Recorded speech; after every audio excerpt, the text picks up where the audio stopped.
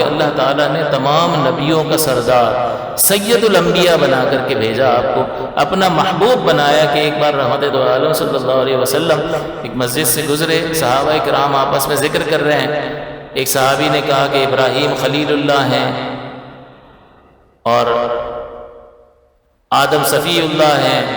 اور موسیٰ کلیم اللہ ہیں جن سے اللہ نے کلام کیا ہے، اور حضرت عیسیٰ تو روح اللہ ہے۔ تو یہ ساری فضیلتیں جو ہیں انبیاء کی ذکر کی جا رہی تھی، اور حضور ہی نے انہیں سب سکھایا تھا۔ تو حضور نے فرمایا کہ تم سب نے ٹھیک کہا کہ بالکل موسیٰ آدم جو ہے وہ صفی اللہ ہیں، ابراہیم اللہ کے خلیل ہیں، اللہ کے دوست ہیں، ابراہیم خلیل اللہ ہیں، موسیٰ کلیم اللہ ہے، وہ ہیں کہ جن سے اللہ نے کلام فرمایا، اور عیسیٰ روح اللہ ہے۔ بالکل یہ سب ٹھیک ہے، یہ صحیح ہے، یہ حق ہے، لیکن آگاہ ہو جاؤ انا حبیب اللہ، کہ میں اللہ کا حبیب ہوں، ولا فخر، لیکن میں اس پر فخر نہیں کرتا۔ اور اسی طرح سے آپ نے فرمایا کہ قیامت کے دن انا حامل لواء الحمد ولا فخر، قیامت کے دن حمد کا جھنڈا، لواء کہتے ہیں جھنڈے کو، اعلیٰ حضرت نے بھی فرمایا نا کہ سوا وہ چلے کہ باغ پھلے، وہ پھول کھلیں کہ دن ہوں بھلے، لواء کے تلے، اسی جھنڈے کے تلے، ثنا میں کھلے رضا کی زباں تمہارے لیے۔ تو انا حامل لواء الحمد ولا فخر، کہ قیامت کے دن حمد کا جھنڈا میرے ہاتھ میں ہوگا، لیکن میں اس پر فخر نہیں کرتا۔ سارے انبیاء اور ساری امتیں میرے جھنڈے تلے جمع ہو جائیں گی، لیکن میں اس پر فخر نہیں کرتا، کیونکہ فخر حضور سید عالم صلی اللہ علیہ وسلم کو کیوں ہو، بلکہ فخر تو ان کو ہو کہ جنہیں مصطفیٰ جیسا قائد مل گیا ہے۔ تو یہ تو باعث فخر ان لوگوں کے لیے تھا جو پیارے مصطفیٰ صلی اللہ علیہ وسلم کے جھنڈے تلے جمع ہو گئے۔ اور جب معراج کا موقع آیا ہے اور سرور دو عالم صلی اللہ علیہ وسلم سبحان الذی اسریٰ بعبدہ لیلا من المسجد الحرام الی المسجد الاقصی، مسجد اقصی تک آپ تشریف لے گئے، اور وہاں آپ نے انبیاء کی امامت فرمائی۔ سارے جلیل القدر انبیاء وہاں پر موجود ہیں، حضرت آدم علیہ السلام جو تمام انسانوں کے والد ہیں، والد کا رتبہ بڑا ہوتا ہے، والد کو چاہیے تھا کہ نماز پڑھاتے۔ حضرت نوح علیہ السلام جو اولو العزم رسولوں میں سے ایک ہیں، حضرت ابراہیم خلیل اللہ، حضرت موسیٰ کلیم اللہ، حضرت عیسیٰ روح اللہ، اور سارے جلیل القدر تمام کے تمام انبیاء کرام کو اللہ تعالیٰ نے وہاں جمع فرمایا۔ لیکن امامت کس نے کی؟ سید الانبیاء نے، امام الانبیاء نے۔ تو اعلیٰ حضرت نے بھی اس کو ذکر فرمایا، اور حقیقت یہی ہے کہ حضور کی معراج کیا تھی؟ حضور کی معراج یہ نہیں تھی کہ انہوں نے انبیاء کی امامت کی، بلکہ حضور کی معراج تو یہ تھی کہ انہوں نے اللہ کے جلووں کو دیکھا۔ تو پھر وہ کیا تھا؟ میری معراج کہ میں تیرے قدم تک پہنچا۔ یہ تو انبیاء کی معراج تھی کہ انہوں نے حضور صلی اللہ علیہ وسلم کی امامت میں نماز ادا کی۔ میری معراج کہ میں تیرے قدم تک پہنچا، تیری معراج کہ تو لوح و قلم تک پہنچا۔ وَلَقَدْ يَسَّرْنَا الْقُرْآنَ لِلذِّكْرِ فَهَلْ مِن مُدَّكِرٍ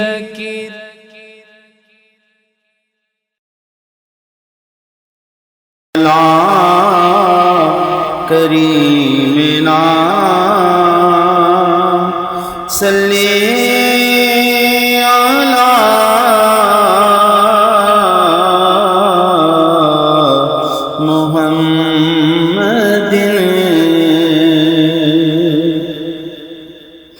صلی علی کریمنا صلی علی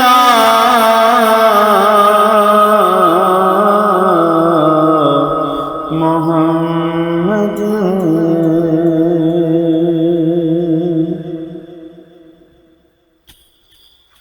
گزری جس راہ سے وہ سید والا ہو کر، گزری جس راہ سے وہ سید والا ہو کر۔ جب صحابہ اکرام حضور اقدس صلی اللہ تعالیٰ علیہ وسلم کی خدمت میں حاضر ہوا کرتے تھے اور آپ کو اپنے روضہ مبارک پر اور مسجد میں نہیں پایا کرتے تھے تو گلیوں میں دیکھنا شروع کر دیا کرتے تھے. تو پتہ کیسے چلتا تھا کہ حضور یہاں سے گزرے تھے؟ حضور کی جس گلیوں سے گزرتے تھے نا وہاں پر مہک سے پتہ لگ جایا کرتا تھا کہ حضور کے اقدس صلی اللہ علیہ وسلم یہاں سے گزرے ہیں. وہ اسی راہ پر چل دیا کرتے تھے کہ یہاں سے ہمارے آقا گزرے ہیں، خوشبو بتا رہی ہے. تو گزرے جس راہ سے وہ سید والا ہو کر، گزرے جس راہ سے وہ سید والا ہو کر، رہ گئی ساری زمین عنبر سارا ہو کر، رہ گئی ساری زمین عنبر سارا ہو گئے. رخ انور کی تجلی جو قمر نے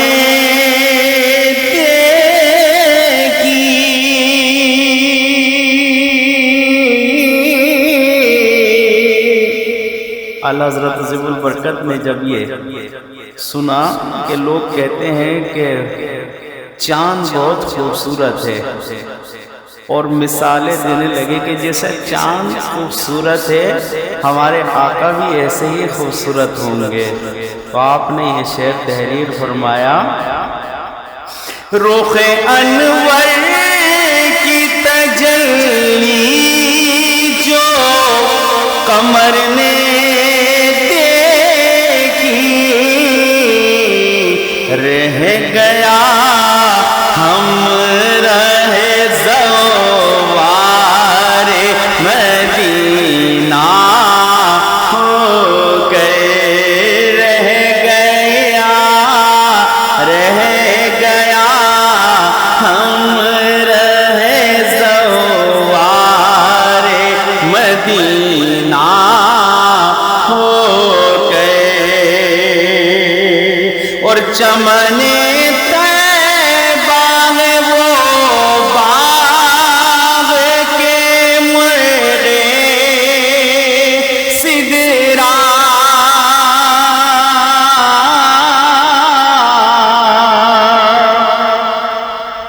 چمن طیبہ ہے وہ باغ کے مرغ سدرا، سوچے کہ جہاں بلبل شیدا ہو گئے، بر سوچے کہ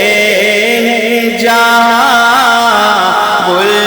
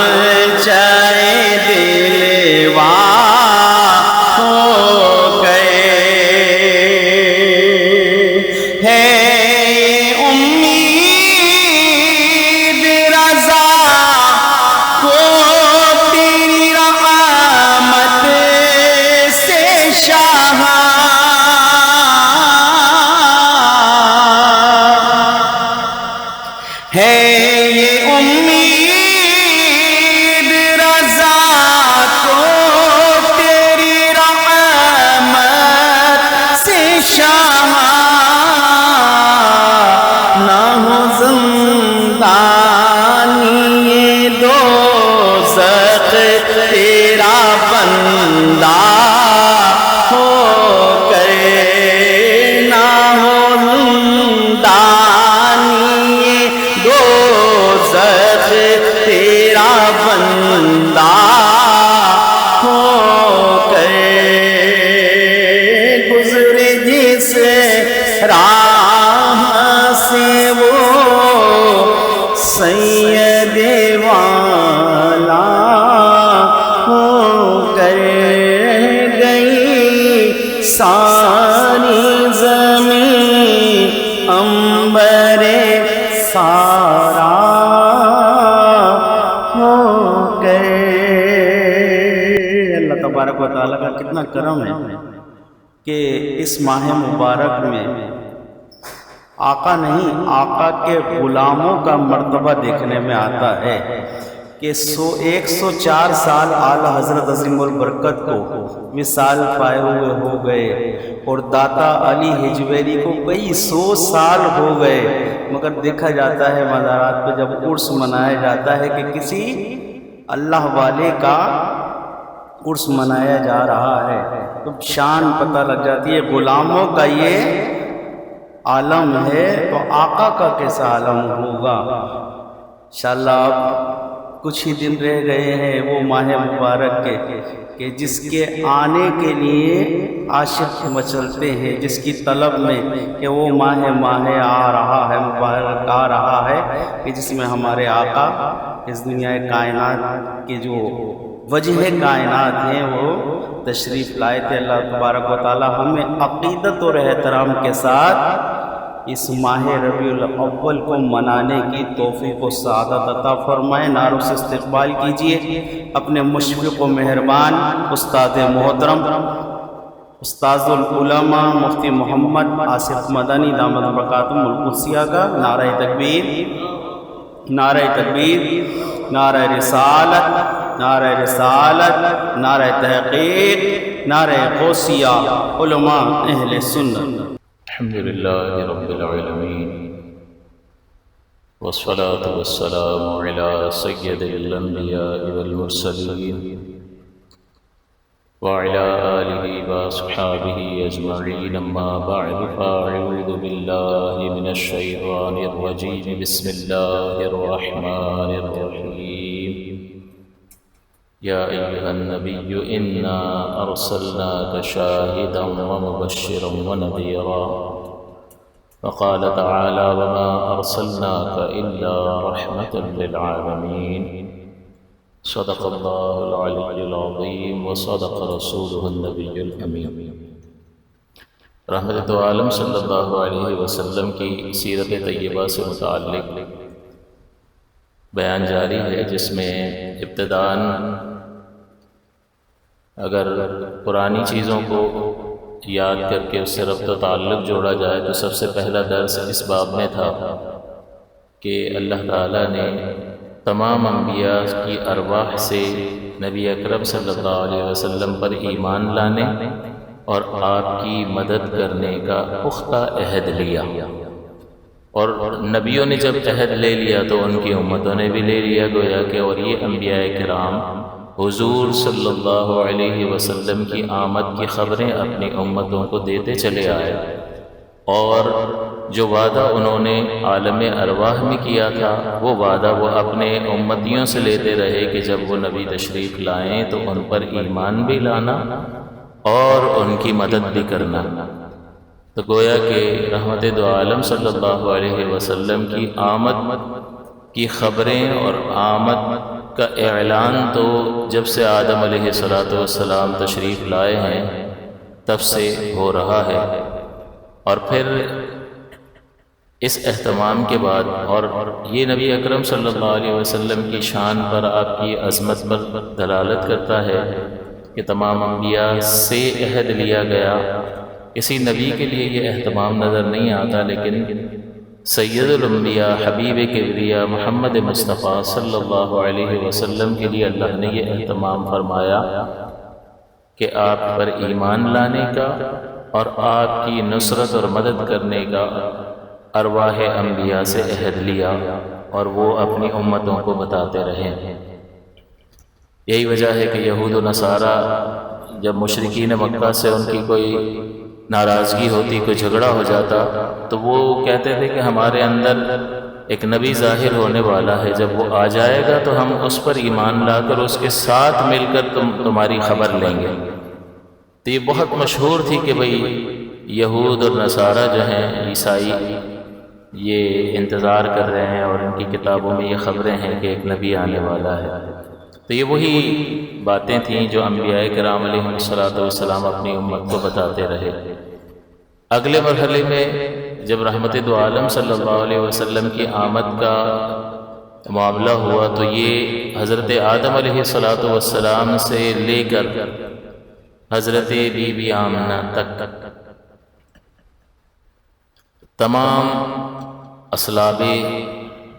طیبہ اور ارحام طاہرہ میں منتقل ہوتا رہا یہ نور مصطفیٰ صلی اللہ علیہ وسلم۔ تو اس میں دو چیزیں آپ کو یاد کروائی تھیں کہ جو افراد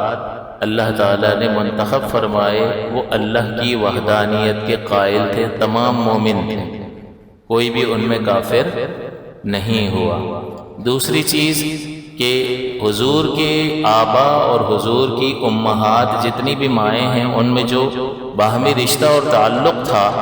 اور اس نور کا منتقل ہونا پایا گیا وہ نکاح صحیح کے ذریعے سے پایا گیا۔ تو افراد بھی بہترین اور طریقہ انتقال بھی صحیح اور جائز طریقہ۔ تو یہ چیز ضرور ہمارے ذہن میں رہے کہ اللہ تعالیٰ نے اس قدر اہتمام فرمایا۔ اور پھر حضور صلی اللہ علیہ وسلم کی ولادت سے پہلے واقعہ فیل کو میں نے بیان کیا، ہاتھی والوں کا واقعہ، اور اللہ تعالیٰ نے اس وقت حضرت عبد المطلب جو حضور صلی اللہ علیہ وسلم کے دادا جان ہیں ان کی پیشانی میں وہ نور چمکا اور وہ کعبے پر اس کی شعائیں پڑیں، اور وہ اس بات کی علامت تھا کہ اللہ تعالیٰ اپنے اس گھر کی حفاظت فرمائے گا، اور اللہ تعالیٰ نے پھر اپنے اس گھر کی حفاظت فرمائی۔ اس سلسلے میں آپ کی خدمت میں معجزات کی اقسام کو بیان کیا کہ نبی سے اعلان نبوت سے پہلے ظاہر ہونے والی خلاف عادت باتیں ان کو ارہاس کہتے ہیں، اور اعلان نبوت کے بعد جو خلاف عادت بات ظاہر ہوتی ہے، خرق عادت بات ظاہر ہوتی ہے، اس کو معجزہ کہا جاتا ہے۔ تو یہ چیزیں ہمیں یاد ہونی چاہیے، اسلامی معلومات ہمیں ہونی چاہیے۔ خلاف عادت کام اعلان نبوت سے پہلے ارہاس اور اعلان نبوت کے بعد اس کو معجزہ کہا جاتا ہے، اور اس کو معجزہ اسی اعتبار سے کہتے ہیں کہ یہ عاجز کر کے رکھ دیتا ہے۔ جب عام آدمی دیکھتا ہے تو وہ کہتا ہے مجھ میں یہ طاقت نہیں ہے، میں یہ نہیں کر سکتا، میں عاجز آ گیا۔ تو یہ ایسی چیزیں ہوتی ہیں جو عاجز کر دیتی ہیں، اور پھر یہی سبب بنتا ہے نبی پر ایمان لانے کا۔ اور پھر حضور کی وصال ظاہری کے بعد حضور کی برکات، حضور کا فیض حضور کی امت کے علماء اور اولیاء میں ظاہر ہو، اور ان سے کئی کرامات ظاہر ہوئی۔ اور کرامات کے ثبوت میں میں نے قرآن سے آپ کو دلیل دی کہ آصف بن برقیہ کا واقعہ قرآن میں موجود ہے، تخت لے کر آئے۔ اس کا مطلب اللہ تعالیٰ اپنے بندوں کو اس طرح کے تصرفات کا اختیار اور طاقت اور اجازت مرحمت فرماتا ہے، اور ان طاقتوں کے حصول کے بعد بھی وہ کوئی اللہ کے برابر نہیں ہو جاتے، بلکہ وہ ان طاقتوں میں اللہ کے محتاج ہے۔ اللہ نے عطا فرمایا تو مل گیا، نہ عطا فرماتا تو نہ ملتا، جبکہ اللہ تبارک و تعالی ہر کمال میں مستقل ہے، کسی کا محتاج نہیں۔ تو یہ بات بھی آپ کو سمجھا دی تھی کہ ظاہری طور پر اگر آپ یہ دیکھیں تو آپ کو نظر آئے گا کہ اللہ بھی سمیع اور بصیر اور بندہ بھی، لیکن حقیقت کے اعتبار سے زمین و آسمان کا فرق ہے کہ اللہ مستقل ہے، کسی کا محتاج نہیں ہے، بندہ بعد میں پیدا ہوا اور وہ اپنے ان کمالات میں اللہ کا محتاج ہے۔ تو لفظ تو ایک ہی ہوتا ہے، اللہ نے بندے کے لیے فرمایا وہ سمیع و بصیر ہے، اور اپنے لیے بھی فرمایا سمیع و بصیر۔ تو سمیع و بصیر بندہ بھی ہے اور سمیع و بصیر اللہ بھی ہے، تو لفظ تو دونوں ایک جیسے ہیں سمیع و بصیر، لیکن آپ کہیں گے برابری پھر بھی نہیں ہوئی، کیونکہ حقیقت میں زمین آسمان کا فرق ہے۔ اللہ ہمیشہ سے سمیع و بصیر ہے، قدیم ہے، اس کی سماعت و بصارت لامحدود ہے، غیر فانی ہے، اور بندے کی حادث ہے، پہلے نہیں تھی، بعد میں پیدا ہوئی اور اس پر فنا ممکن ہے، وہ لمیٹڈ ہے، چاہے کتنی ہی زیادہ ہو لیکن بہرحال اس کی ایک حد ہے، اور وہ اللہ کی عطا کرتا ہے، ذاتی اور مستقل نہیں ہے۔ تو جب اتنا فرق ہو گیا تو لفظ کے ایک ہونے سے برابری نہیں ہوتی ہے، اور جب برابری نہیں ہوتی ہے تو شرک بھی لازم نہیں آتا۔ تو جب یہ بنیادی معلومات ہمارے ذہن میں ہوتی ہیں تو ہمیں دو فائدے حاصل ہوتے ہیں کہ ہمیں یہ یقین حاصل ہو جاتا ہے کہ ہمارا عقیدہ، ہمارا اعتقاد دلیل کی بنیاد پر ہے اور بالکل درست ہے۔ دوسری بات یہ کہ کوئی شخص ہمیں ادھر ادھر لے کر نہیں جا سکتا، تو حفاظت بھی ہو جاتی ہے اور اطمینان قلب بھی حاصل ہوتا ہے کہ میں بالکل ٹھیک عقیدے پر ہوں۔ ورنہ تو سوال ہوگا نا کہ بھئی اللہ نے عقل دی تھی، سمجھ بوجھ دی تھی، تمہارے پاس علماء موجود تھے، تمہارے پاس اتنا مواد موجود تھا، تو ذرا دیکھتے تو صحیح نا کہ جو ماں باپ نے سکھایا ہوا ہے اس میں سے کتنا صحیح ہے اور کتنا غلط۔ بہت ساری فرسودہ رسمیں بھی تو ماں باپ سکھا دیتے ہیں کہ ہمارے یہاں یوں رواج ہے، اس کا شریعت سے، دین سے کوئی تعلق ہی نہیں ہوتا، تو وہ سکھا کے تو بہت ساری چیزیں، تو اب انسان ویسے ان کو سکھانا نہیں چاہیے، ان کو بھی سیکھنا چاہیے اور وہی منتقل کرنا چاہیے جو حقیقت ہے، لیکن بہرحال بہت کچھ مکس اپ ہو چکا ہے۔ تو اس کا مطلب یہ نہیں ہے کہ ہم بری الذمہ ہو جائیں گے، بلکہ وہ یہ نہیں کہہ سکتا کہ چونکہ میرے ماں باپ نے یہی سکھایا تھا لہٰذا میں نے یہی سیکھ لیا۔ چلو سیکھ تو لیا، لیکن بعد میں اس کو ویریفائی کرنا تھا، دیکھنا تھا اس میں سے کتنی چیزیں ایسی ہیں جو بالکل اسلام کے موافق ہیں اور کتنی چیزیں مخالف ہیں، کیونکہ ہمارے والدین عالم تو ہیں نہیں، اور علم کا، دین کا علم بہت لمیٹڈ ہے ان کے پاس، یا ہے ہی نہیں، تو پھر انہوں نے تربیت کی ہوگی تو بہت سارے بگاڑ بھی صلاحیت کر گئے ہوں گے، تو آدمی یہ کہہ کر چھوٹ نہیں جائے گا کہ میرے والدین نے، کیونکہ بہت ساری چیزیں یہ سمجھدار آدمی بعد میں نہیں سیکھ لیتا۔ کاروبار ابا نے نہیں سکھایا ہوتا، باہر نکلتا ہے سب سیکھ لیتا ہے، کمپیوٹر آپریٹ کرنا، اس کی چالاکیاں، نیٹ کس طرح سے چلتا ہے ابا خود سیکھ رہا ہوتا، بیٹا ذرا مجھے بتائیے سافٹ ویئر کیسے چلے گا، بھائی کہاں سے سیکھ لیا؟ اللہ نے سمجھداری دی، عقل دی، تو اس کی بنیاد پر بہت آگے نکل گیا۔ تو کیوں پیدا کیا؟ میں کیا ہوں، میں کس لیے ہوں، میری زندگی کا مقصد کیا ہے، میرا جو راستہ ہے وہ ٹھیک بھی ہے یا نہیں ہے، اس سلسلے میں کون غور و تفکر کرے گا؟ تو ضرور والدین کی ذمہ داری ہے، وہ اپنی ذمہ داری سے اسی وقت عہدہ برا ہو سکتے ہیں کہ جب وہ اس کو پورا کریں گے، لیکن اولاد کے پاس یہ عذر نہیں ہے کہ مجھے سکھایا نہیں گیا تھا۔ ایک حد تک تو ہے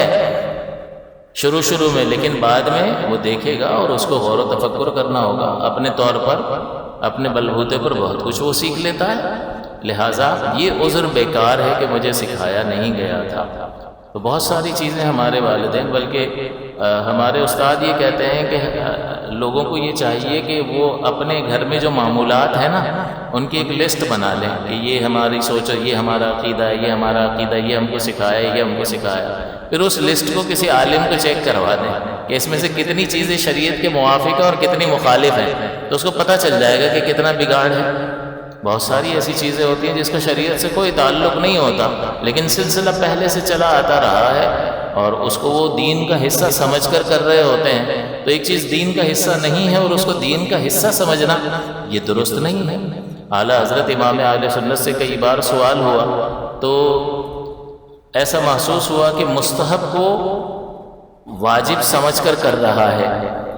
تو اعلیٰ حضرت نے کہا کہ مستحب کو یہاں جو واجب سمجھنا ہے نا، جو سمجھ رہے ہو اعتقاد، اس کو ٹھیک کرو، مستحب کو واجب مت سمجھو، واجب ہی سمجھو اور پھر کرو۔ تو آپ کہیں گے نتیجہ تو ایک ہی نکلے گا، ایک شخص جو ہے ایک عمل کو مستحب ہے، ضروری نہیں ہے کریں تو ثواب ہے ورنہ شریعت گرفت نہیں کرتی ہے، اس کو واجب سمجھ رہا ہے اور پھر اس پر عمل کر رہا ہے۔ ایک آدمی مستحب سمجھ رہا ہے اور اس پر عمل کر رہا ہے، تو نتیجہ تو دونوں کا ایک ہی نکل رہا ہے کہ دونوں ایک جیسا کام کرتے ہوئے دکھائی دے رہے ہیں۔ ایک آدمی میلاد شریف منانے کو واجب سمجھے اور میلاد منا رہا ہے جی، ایک مستحب سمجھ رہا ہے اور منا رہا ہے، تو خارج میں دونوں منانے والے ایک جیسے لگیں گے، لیکن اس کو یہ کہا جائے گا کہ یہ سوچ اور فکر ٹھیک کر، اپنا اعتقاد ٹھیک کر، شریعت نے اس کو جو درجہ دیا ہے وہی درجہ دے اور پھر عمل کر۔ تو یہ نہیں ہے کہ اپنی مرضی سے کسی مستحب کو ہم اعلیٰ درجے پر لا سکتے ہیں، کیونکہ ہر ایک عمل کی ایک دلیل ہوتی ہے، دلیل جتنی پاورفل ہوتی ہے اتنا ہی اس کے لیے حکم ثابت کیا جاتا ہے۔ فرض جیسی دلیل ہوگی قطعی ثبوت اور دلالت، جس میں کوئی شک و شبے کی گنجائش نہیں ہوگی تو اس سے تو فرض ثابت ہوگا، جس کا ترک بھی حرام بنے گا۔ تھوڑی اس سے کمزور دلیل ہوگی تو واجب ثابت ہوگا، اور کمزور ہوگی تو سنت ثابت ہوگی، اور کمزور ہوگی تو اور نچلا درجہ اور کمزور دلیل ہوگی تو مستحب ثابت ہوگی۔ کوئی دلیل ہی نہیں ہوگی تو کہیں گے مباح ہے، نہ گناہ نہ ثواب، اگر منع نہیں کیا گیا ہوگا۔ اور ممانعت میں پاورفل دلیل ہوگی تو حرام ثابت ہوگا، کہ اس کا چھوڑنا جو ہے، اگر کرنا حرام ہوگا تو چھوڑنا فرض ہوگا اس کا۔ شراب پینا حرام ہے، مضبوط دلیل سے ثابت ہے، قرآن میں اس کی ممانعت ہے، جوئے کی ممانعت ہے، مردار کھانے کی ممانعت ہے، تو یہ سب حرام ہے کیونکہ پاورفل دلیل سے ثابت ہے، ایسی دلیل جس میں کوئی شک و شبے کی گنجائش نہیں ہے۔ تو یہ جو درجہ بندی ہے اعمال کی، جو شرعی حیثیتوں کی درجہ بندی ہے، فرض، واجب، سنت مؤکدہ، غیر مؤکدہ اور مستحب، اور منع میں حرام، مکروہ تحریمی، اصاعت، مکروہ تنزیہی اور خلاف اولا، یہ جو درجہ بندی کی گئی ہے یہ دلائل کی بنیاد پر کی گئی ہے۔ جس کی دلیل جتنی زیادہ پاورفل اس کا حکم اتنا زیادہ پاورفل۔ اس کا مطلب سوچ اور فکر اور صحیح نظریے کے ساتھ عمل کرنا ہوگا۔ جو چیز واجب ہے اس کو یہاں واجب سمجھیں، سمجھنے کا تعلق عقل سے ہے، سوچ سے ہے، نظریے سے ہے، جس کو عقیدہ کہتے ہیں، تو اس کو وہی سمجھے جو شریعت نے اس کو حیثیت دی ہے اور پھر عمل اس پر کرے۔ تو سوچ اور فکر بھی ٹھیک ہونی چاہیے، لہٰذا کسی بھی واجب، کسی بھی مستحب کو واجب کا درجہ دے گا تو ہم اس کو غلط قرار دیں گے کہ نہیں، اپنی سوچ اور فکر اور عقیدے کو درست کرو۔ تو ہمیں یہ فکر مند ہونا چاہیے کہ ہم جو کر رہے ہیں اس کی لسٹ بنائیں اور ذرا دیکھیں کہ اس میں سے کتنی چیزیں موافق شرع ہیں۔ پھر پچھلے درس میں حضور صلی اللہ علیہ وسلم کے والد گرامی کا ذکر ہوا، ان کے حسن و جمال کا ذکر ہوا، ان کی حفاظت کا ذکر ہوا، پھر حضرت بی بی آمنہ رضی اللہ تعالی عنہا سے آپ کے نکاح کا ذکر ہوا، اور پھر حضور صلی اللہ علیہ وسلم کا نور مبارک آپ کی والد گرامی کی پشت مبارک سے منتقل ہو کر آپ کی والدہ محترمہ کے رحم طیبہ میں منتقل ہوا، اور پھر رحمت دو عالم صلی اللہ علیہ وسلم اس دنیا میں تشریف لائے۔ یہاں تک ہماری بات ہو چکی تھی۔ آج جو چیزیں ہیں اس میں سب سے پہلی چیز ہے کہ ولادت مبارکہ کا دن اور تاریخ کیا تھا۔ تو یہ اس میں جمہور یعنی اکثریت جو ہے، جو سیرت لکھنے والے اور تاریخ لکھنے والے افراد ہیں، وہ ان کا اس پر اتفاق ہے کہ یہ عام الفیل کا جو ہاتھی والا جو واقعہ ہوا تھا، جس میں اللہ تعالیٰ نے پرندوں کی فوج بھیج کر اس لشکر کو ہلاک کیا تھا جو کعبے کو گرانے آئے تھے۔ الم تر کیف فعل ربک باصحاب الفیل، اس سورہ فیل میں اللہ تعالیٰ نے اس پورے واقعے کو ذکر فرمایا۔ تو اس عام الفیل، یہ ہاتھی والے واقعے سے پھر یہ مشہور ہو گیا ہاتھیوں کا سال۔ پھر اس سے گنتی ہوتی تھی کہ عام الفیل کے اتنے سال بعد یہ والا واقعہ ہوا، تو یوں یادداشت کہ عام الفیل کے 40 دن یا 50 دن کے بعد حضور صلی اللہ علیہ وسلم کی ولادت باسعادت ہوئی، یعنی اس ہاتھی والے واقعے کو 40 یا 50 دن ہوئے تو اس کے بعد حضور صلی اللہ علیہ وسلم کی ولادت ہوئی۔ اور دوسرا مشہور قول یہ ہے کہ ماہ ربیع الاول میں ولادت ہوئی، اور اس میں تاریخ میں اختلاف ہے۔ بعض نے کہا 12 تاریخ ہے، بعض نے 8 تاریخ کہا، بعض نے 2 ربیع الاول کہا، بعض نے کہا کہ 8 ختم ہو چکی تھی 9، بعض نے 10 ربیع الاول کہا، لیکن 12 ربیع الاول کا قول زیادہ مشہور اور زیادہ اکثر ہے۔ اور علماء عرب اب تو نہیں، لیکن اب بھی جو وہاں اکثریت سنیوں کی ہے، لیکن حکومت دوسروں کی ہے تو وہ روکتے ہیں، لیکن اس سے پہلے جب سنیوں کی حکومت تھی تو وہاں باقاعدہ میلاد عرصے سے چلا آتا رہا کہ حضور کی بارگاہ میں اس دن 12 ربیع الاول کو وہاں حاضری دی جاتی تھی اور خصوصی اہتمام کیا جاتا تھا۔ تو اس سے بھی یہ پتہ چلتا ہے کہ دیار عرب کے رہنے والے 12 ربیع الاول کو خاص اہتمام کیا کرتے تھے۔ تو امت کی اکثریت کہیں کہ اس تاریخ پر جمع ہے، لیکن اس میں لڑنے کی کوئی ضرورت نہیں ہے۔ کوئی 8 کہتا ہے تو بھائی ٹھیک ہے، اب 8 کو خوشی منا لو، کوئی 12 کہتا ہے تو 12 کو منا لے، کوئی 10 کہتا ہے تو 10 کو منا لے۔ اس میں اختلاف ضرور ہے، اس ریئلٹی کو، اس حقیقت کو تسلیم کرنا چاہیے، لیکن کیا ہونا چاہیے؟ اکثریت کہتی ہے 12 اور کم کہتے ہیں 10 یا 2 یا 8، تو پھر کس کی طرف جانا چاہیے؟ اکثریت کی طرف یہی ہوتا ہے کہ فقہی اعتبار سے بھی جن مسائل میں اختلاف ہوتا ہے، بعض علماء کسی چیز کے جائز ہونے کا فتویٰ دیتے ہیں، بعض اس کے ناجائز ہونے کا فتویٰ دیتے ہیں، تو پھر دیکھا جاتا ہے اکثر راجح قول کس کا ہے، دلیل کس کی مضبوط ہے، تو اس کی بنیاد پر جمہور کے قول کو لیا جاتا ہے اور دوسرے کو چھوڑ دیا جاتا ہے۔ تو یہ معقول بات ہے، لہٰذا اس میں لڑائی جھگڑے کا کوئی مسئلہ نہیں ہے۔ آپ کو یہ حقیقت معلوم ہونی چاہیے کہ ہاں تاریخ میں اختلاف ہے، تو کوئی بات نہیں، اگر تاریخ میں اختلاف ہے تو معاذ اللہ حضور صلی اللہ علیہ وسلم کی عظمت تو اپنے مقام پر قائم ہے، باقی ہے، بلکہ سرکار دو عالم صلی اللہ علیہ وسلم جس دن تشریف لائے، جس رات میں تشریف لائے، جس مہینے میں تشریف لائے، حضور کے وجود پاک کی برکت سے اس دن کو، اس رات کو، اس مہینے کو بزرگی اور عظمت حاصل ہو گئی۔ تو ان تاریخوں میں ضرور اختلاف ہے، لیکن مشہور اور اکثر جو ہے وہ 12 تاریخ ہے، اور ولادت شریف کے مقام کی زیارت اسی رات میں اہل مکہ کا عمل یہی ہے، یہ بھی میں نے آپ کو بتا دیا، اور یہ بھی ایک طرح کی دلیل ہوتی ہے کہ بھئی وزن اس میں ہے کہ اہل مکہ جو وہاں کے رہنے والے ہیں تو وہ عرصے سے ان وہاں کے رہنے والوں تک یہ چیز منتقل ہوتی آئی ہوگی، تبھی تو اس تاریخ میں یہ خصوصی طور پر ان کا یہ عمل ہے۔ تو ترجیح کی ایک وجہ یہ بھی انہوں نے شاہ عبدالحق محدث دہلوی رحمۃ اللہ علیہ نے ذکر فرمائی۔ اور یہ جو ولادت مبارکہ 12 ربیع الاول پیر کا دن ہے، اور اسی دن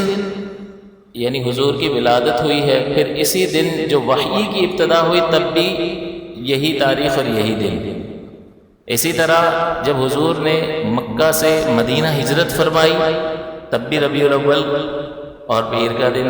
اسی طرح مدینہ منورہ جب آپ وہاں سے چلے تب بھی یہی، جب پہنچے تو یہی مہینہ۔ فتح مکہ اور وفات شریف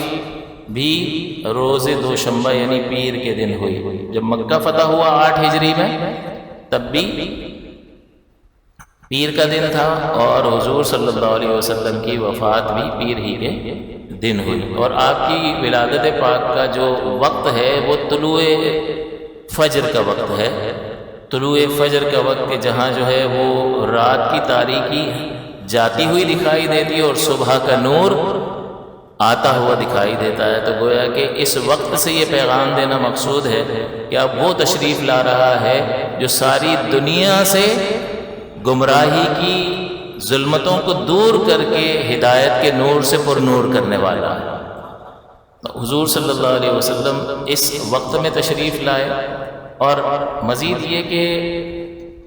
حضور صلی اللہ علیہ وسلم کے لیے جیسا کہ میں نے عرض کیا کہ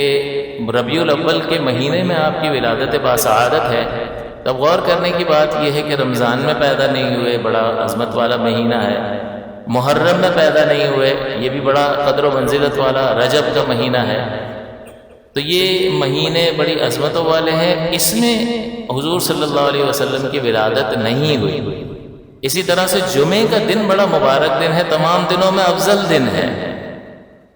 اور اسے عید کا دن قرار دیا۔ اس میں خصوصی عبادت اللہ تعالیٰ نے مقرر فرمائی جو جمعے کی عبادت ہے، اور اسی دن حضرت آدم علیہ السلام کو اللہ تعالیٰ نے پیدا فرمایا۔ تو یہ جو اللہ کا زمین پر خلیفہ تشریف لانے والا تھا اس کی ولادت بھی جمعے کے دن ہوئی، اور اللہ تعالیٰ نے خاص عبادت بھی اس جمعے کے دن رکھی۔ اور جمعے میں حضور فرماتے ہیں کہ ایک ایسی گھڑی آتی ہے جس میں ہر دعا قبول ہوتی ہے، اور علماء نے لکھا کہ وہ عصر سے مغرب تک کا وقت ہوتا ہے، اس میں کوئی ایسا وقت ہوتا ہے کہ جس میں جو دعا مانگی جائے وہ قبول کی جاتی ہے۔ تو اس اعتبار سے بھی جمعے کو فضیلت حاصل ہے۔ تو رحمت دو عالم صلی اللہ علیہ وسلم پہلے سے کسی معظم مہینے میں تشریف نہ لائے، اور پہلے سے کسی معزز دن میں تشریف نہیں لائے، ورنہ تو کہا جاتا ہے کہ دیکھیں کتنے بابرکت مہینے میں حضور تشریف لائے۔ تو رمضان میں اگر ہم پیدا ہو جائیں تو رمضان کی برکت کی وجہ سے ہمیں ایک اہمیت حاصل ہو جاتی ہے۔ کسی بڑے دن میں پیدا ہو جائیں تو پیدا ہونے والے کو اس دن کی وجہ سے اہمیت حاصل ہو جاتی ہے، لیکن اللہ تعالیٰ کی حکمت کہ اس نے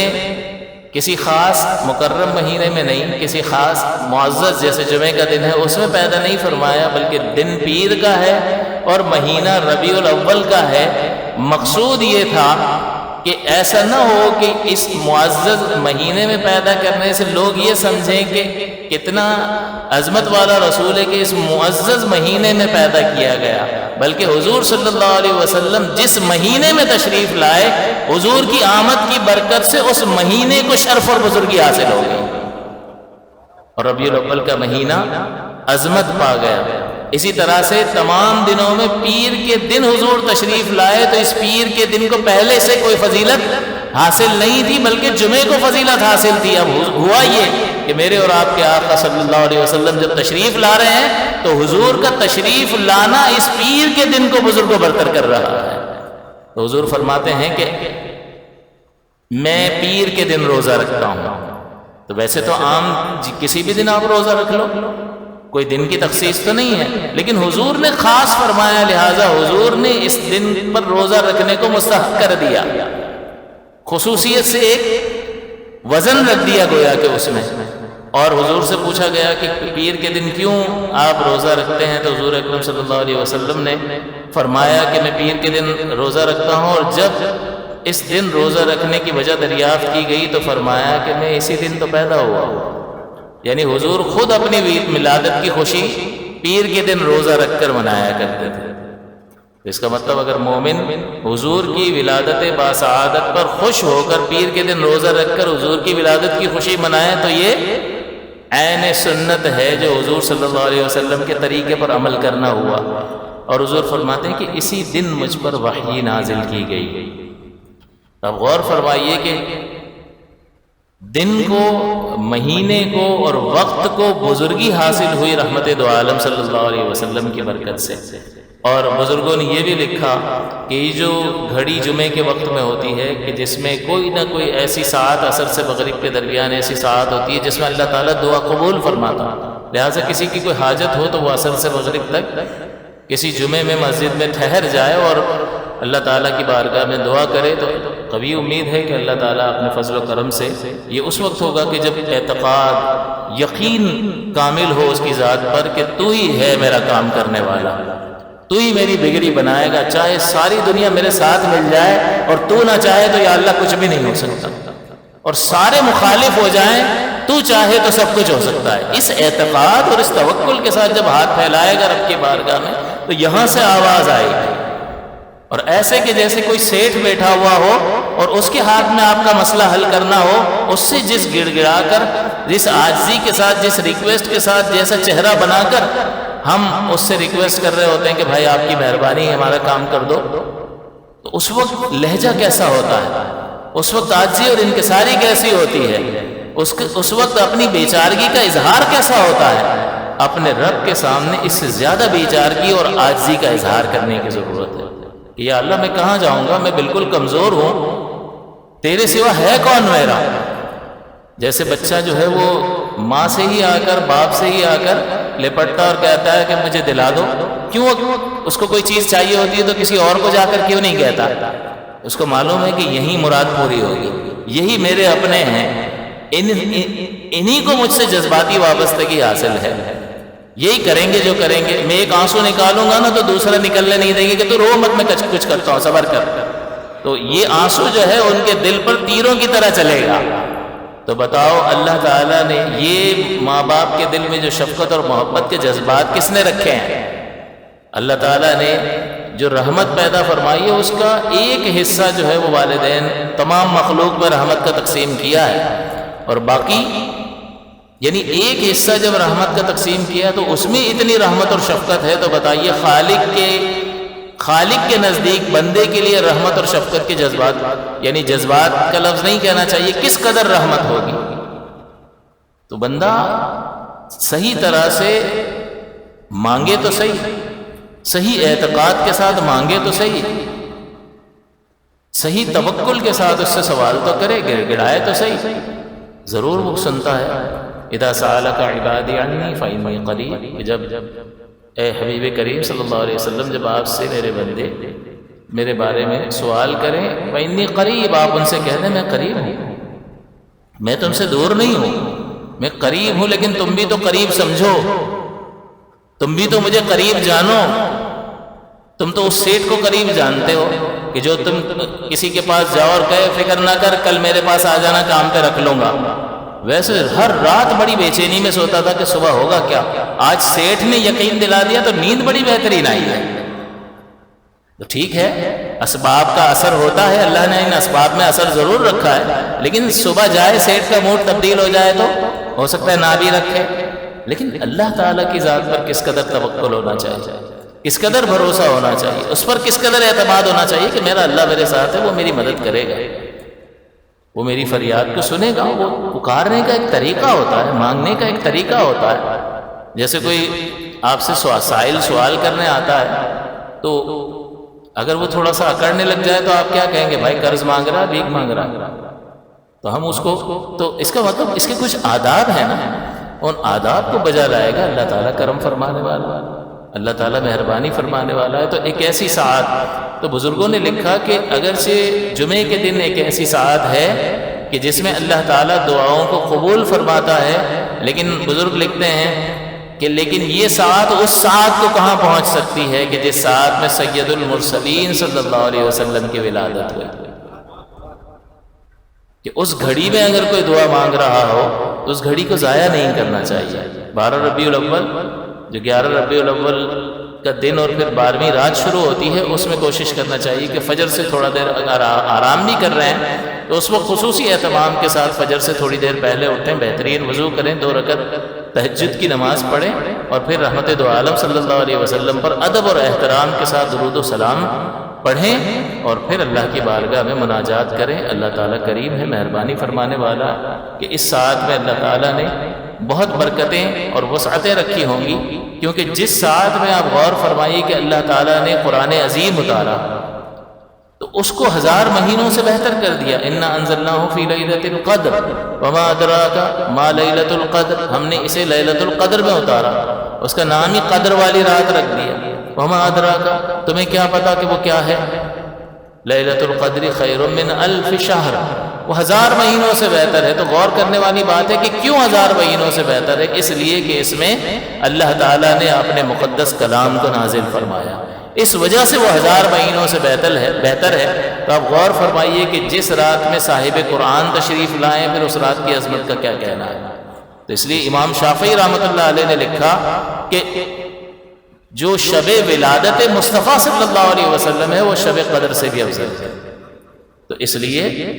اس کی برکات کو ضائع نہیں کرنا چاہیے اور حاصل کرنا چاہیے، اور ایک عہد و پیما کرنا چاہیے کہ یا رسول اللہ میں آپ کی دین کا جو ہے وہ سپاہی بنوں گا، اس کو سیکھوں گا بھی اور اپنے گھر والوں تک بھی منتقل کروں گا، اور آگے امت کے لیے بھی بہتری کا سامان کرنے کی کوشش کروں گا۔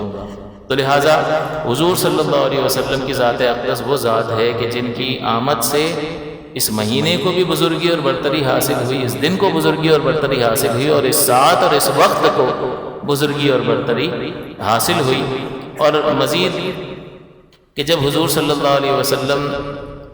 کی ولادت باسعادت ہوئی تو حضرت ام المومنین عائشہ صدیقہ رضی اللہ تعالیٰ عنہ فرماتی ہیں کہ مکے میں ایک یہودی رہتا تھا، اور جو تاجر تھا، جب وہ رات آئی جس میں حضور صلی اللہ علیہ وسلم کی ولادت ہوئی تو اس نے کہا اے گروہ قریش، کیا آج رات تم میں کوئی فرزند پیدا ہوا ہے؟ کیونکہ یہ خبریں تو مشہور تھیں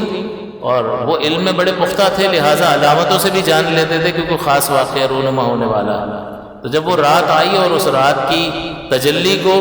اور اس کے انوار و برکات کو اس نے ملاحظہ کیا اپنے علم کی روشنی میں، تو پوچھ لیا کہ کوئی بچہ پیدا ہوا ہے کیا؟ تو قریش نے کہا کہ ہمیں تو پتہ نہیں ہے۔ تو اس یہودی نے کہا کہ اس آخری امت کا نبی پیدا ہو گیا ہے، اور اس کے دونوں شانوں کے درمیان ایک علامت ہے، دونوں شانوں کے درمیان ایک علامت ہے جس میں گھوڑے کی رگ کی مانند بال مجتمع ہیں، مہر نبوت۔ پھر اس یہودی کو سیدہ آمنہ رضی اللہ تعالی عنہا کے پاس لایا، اس نے جستجو وغیرہ کی، پتہ چل گیا کہ حضرت عبداللہ کے ہاں ولادت ہوئی ہے۔ تو اس نے کہا کہ اپنے فرزند کی زیارت کراؤ۔ پھر اس نے پشت مبارک سے قمیض اٹھا کر علامت دیکھی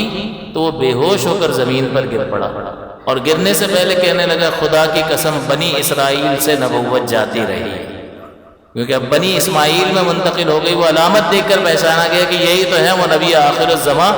جن کا ہم انتظار کر رہے تھے، لیکن یہ تو بنی اسماعیل میں آ گئے۔ اس کا مطلب ایک بہت بڑا شرف جو ہمیں حاصل تھا، یہ یہودی تھا، اسرائیلی تھا، جو ہمیں حاصل تھا وہ شرف ہم سے چلا گیا، تو یہ غم کی بات ہے یا نہیں ہے؟ لہٰذا وہ یہ کہتے ہوئے بے ہوش ہو گیا۔ اس کو امام حاکم نے اس حدیث کو روایت کیا ہے۔ اسی طرح ابو نعیم نے حضرت حسان بن ثابت سے روایت کیا کہ انہوں نے فرمایا کہ حضور اکرم صلی اللہ علیہ وسلم کی ولادت شریف کے وقت 7 یا 8 سال کا بچہ تھا۔ وہ فرماتے ہیں میں 7-8 سال کا بچہ تھا، تو انہوں نے فرمایا، کہتے ہیں کہ میں نے یہ قصہ سنا اور دیکھا کہ ایک یہودی صبح کے وقت اپنی قوم کو پکار رہا تھا اور فریاد کر رہا تھا کہ یہودیوں نے اس سے کہا تجھے کیا ہو گیا ہے، کیوں فریاد کر رہا ہے اور ہمیں بلا رہا ہے؟ اس نے کہا آج کی رات احمد کے ستارے نے طلوع کر لیا۔ تو یہ حضور کی ولادت کی خبر یہی جو میں نے آپ کو بتایا کہ عالم ارواح میں انبیاء سے عہد لیا، وہ انبیاء بتاتے رہے اور نشانیاں آتی رہیں۔ اس نشانیوں کی جو جاننے والے تھے انہوں نے جب علامات دیکھی تو وہ سمجھ گئے کہ اس نبی کا ظہور ہو گیا ہے۔ بس آخری بات کہ حضرت عثمان بن عاص، ان کی والدہ، وہ اپنی والدہ سے روایت کرتے ہیں کہ وہ کہتی ہیں کہ میں رسول اللہ صلی اللہ علیہ وسلم کی ولادت شریف کے وقت وہاں پر موجود تھی۔ عثمان بن ابی العاص کی والدہ، میں نے دیکھا کہ ایک نور ظاہر ہوا جس نے گھر اور تمام در و دیوار کو نورانی کر دیا۔ حضرت بی بی آمنہ سے ایک نور ظاہر ہوا جس نے تمام در و دیوار کو نورانی کر دیا۔ میں نے دیکھا کہ آسمان کے ستارے زمین کے نزدیک آ گئے اور مجھے یہ خیال ہوا کہ شاید وہ کہیں مجھ پر گر نہ پڑے۔ تمام گھر پر نور ہو گیا، اور احادیث صحیحہ مشہورہ میں آیا ہے کہ سیدہ آمنہ رضی اللہ تعالی عنہ فرماتی ہیں کہ میں نے شب ولادت میں دیکھا کہ ایک نور ظاہر ہوا جس سے شام کے محلات روشن ہو گئے اور میں نے ان محلات کو دیکھ لیا۔ آپ غور فرمائیے کہ نبی رحمت صلی اللہ علیہ وسلم کے وجود پاک کی برکت کیسی ہے کہ اس سے ایسا نور ظاہر ہوا کہ آپ کی والدہ محترمہ نے شام کے محلات کو، تو شام کے محلات میں کتنی رکاوٹیں درمیان میں ہوں گی؟ سب سے پہلے تو گھر کی دیواریں ہیں، پھر آگے چلے جاؤ تو راستے میں بڑے بڑے پہاڑ ہیں، پھر اتنی دور کون دیکھ سکتا ہے؟ تو اتنی بڑی بڑی رکاوٹیں اور اتنی دوری پر حضرت بی بی آمنہ رضی اللہ تعالیٰ عنہ آپ کی والدہ ماجدہ فرماتی ہیں کہ اس نور کی روشنی میں نے شام کے محلات کو دیکھ لیا۔ تو آپ غور فرمائیے کہ جس نور کی روشنی میں، جو نبی کا نور ہے، جس نور کی روشنی میں جس کی تابانی ایسی ہو کہ ایک غیر نبی جو آپ کی والدہ ماجدہ ہیں، اللہ کی مقرب بندی ہیں، اللہ کے محبوب صلی اللہ علیہ وسلم کی والدہ ہیں، انہوں نے اس نور کی روشنی میں شام کے محلات کو دیکھ لیا، تو پھر حضور صلی اللہ علیہ وسلم کی نگاہ نبوت کا عالم کیا ہوگا؟ پھر اس کا کوئی اندازہ لگا سکتا ہے کہ اس کی روشنی میں غیر نبی اتنا دور تک دیکھ لے، تو پھر حضور صلی اللہ علیہ وسلم کی اپنی کرامت کا، اپنی فضیلت کا، اپنے اعجاز کا عالم کیا ہوگا؟ تو اس سے اپنے نبی صلی اللہ علیہ وسلم کے اعجاز کو، آپ کی کرامت کو، آپ کی فضیلت کو سمجھنے کا موقع میسر آتا ہے۔ اور کیوں نہ ہو کہ اللہ تعالیٰ نے تمام نبیوں کا سردار، سید الانبیاء بنا کر کے بھیجا، آپ کو اپنا محبوب بنایا کہ ایک بار رحمت دو عالم صلی اللہ علیہ وسلم ایک مسجد سے گزرے، صحابہ کرام آپس میں ذکر کر رہے ہیں، ایک صحابی نے کہا کہ ابراہیم خلیل اللہ ہیں اور آدم صفی اللہ ہیں اور موسیٰ کلیم اللہ ہیں جن سے اللہ نے کلام کیا ہے، اور حضرت عیسیٰ تو روح اللہ ہے۔ تو یہ ساری فضیلتیں جو ہیں انبیاء کی ذکر کی جا رہی تھی اور حضور ہی نے انہیں سب سکھایا تھا۔ تو حضور نے فرمایا کہ تم سب نے ٹھیک کہا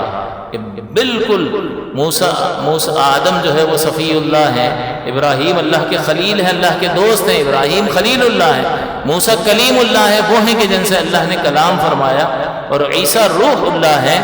بالکل یہ سب ٹھیک ہے، یہ صحیح ہے، یہ حق ہے، لیکن آگاہ ہو جاؤ انا حبیب اللہ، کہ میں اللہ کا حبیب ہوں، بلا فخر، لیکن میں اس پر فخر نہیں کرتا۔ اور اسی طرح سے آپ نے فرمایا کہ قیامت کے دن انا حامل لواء الحمد ولا فخر، قیامت کے دن حمد کا جھنڈا، لواء کہتے ہیں جھنڈے کو، اعلیٰ حضرت نے بھی فرمایا نا کہ سوا وہ چلے کہ باغ پھلے، وہ پھول کھلیں کہ دن ہوں بھلے، لوا کے تلے، اسی جھنڈے کے تلے، ثنا میں کلے رضا کی زباں تمہارے لیے۔ تو انا حامل لواء الحمد ولا فخر، کہ قیامت کے دن حمد کا جھنڈا میرے ہاتھ میں ہوگا لیکن میں اس پر فخر نہیں کرتا۔ سارے انبیاء اور ساری امتیں میرے جھنڈے تلے جمع ہو جائیں گی لیکن میں اس پر فخر نہیں کرتا، کیونکہ فخر حضور سید عالم صلی اللہ علیہ وسلم کو کیوں ہو، بلکہ فخر تو ان کو ہو کہ جنہیں مصطفیٰ جیسا قائد مل گیا ہے۔ تو یہ تو باعث فخر ان لوگوں کے لیے تھا جو پیارے مصطفیٰ صلی اللہ علیہ وسلم کے جھنڈے تلے جمع ہو گئے۔ اور جب معراج کا موقع آیا ہے اور سرور دو عالم صلی اللہ علیہ وسلم سبحان الذی اسریٰ بعبدہ لیلا من المسجد الحرام الی المسجد الاقصی، مسجد اقصی تک آپ تشریف لے گئے اور وہاں آپ نے انبیاء کی امامت فرمائی۔ سارے جلیل القدر انبیاء وہاں پر موجود ہیں، حضرت آدم علیہ السلام جو تمام انسانوں کے والد ہیں۔ والد کا رتبہ بڑا ہوتا ہے، والد کو چاہیے تھا کہ نماز پڑھاتے۔ حضرت نوح علیہ السلام جو اولو العزم رسولوں میں سے ایک ہیں، حضرت ابراہیم خلیل اللہ، حضرت موسیٰ کلیم اللہ، حضرت عیسیٰ روح اللہ، اور سارے جلیل القدر تمام کے تمام انبیاء کرام کو اللہ تعالیٰ نے وہاں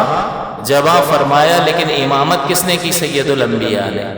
امام الانبیاء نے۔ تو اعلیٰ حضرت نے بھی اس کو ذکر فرمایا، اور حقیقت یہی ہے کہ حضور کی معراج کیا تھی؟ حضور کی معراج یہ نہیں تھی کہ انہوں نے انبیاء کی امامت کی،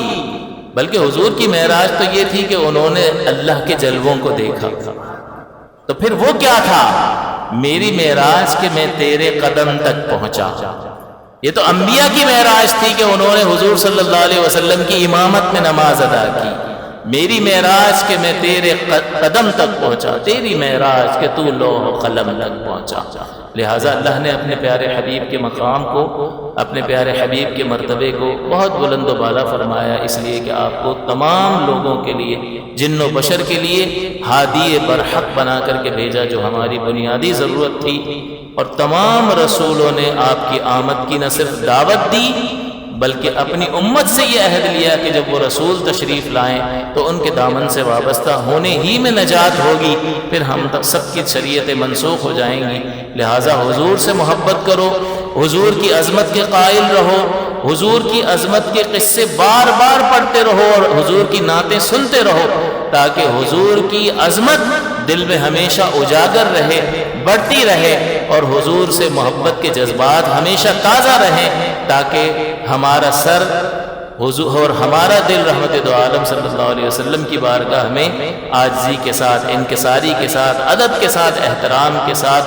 جھکا رہے۔ اللہ تعالیٰ سے دعا ہے کہ اللہ تعالیٰ ہمیں اس نے اہل محبت ہی میں پیدا فرمایا ہے اور ہمیں ہمارا خاتمہ اہل محبت ہی میں فرمائے۔ آمین۔ وآخر دعوانا الحمدللہ۔